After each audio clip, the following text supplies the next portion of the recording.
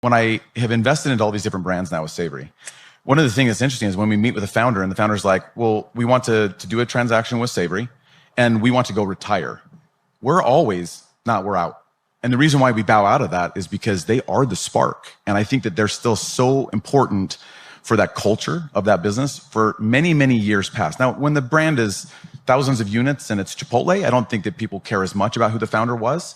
But when you're in the realm that all of us are in, which is call it 2 to 20 or a little bit beyond, I feel like it really is important. That spark is interesting. Yeah, no, it's incredibly important. And also, you as the founder and everyone in this room that has started something or is running something, you have an obligation to be the hardest working person in that entity and to set the tone and set the pace. Nothing collapses an organization quicker than when either the founder during growth mode, now during sustain mode is different, but during growth mode, the founder is noticeably working less and putting less time in than the team. Yeah. That is a recipe for catastrophe. And that happens when you get a lot of outside money sometimes into a business. Yep.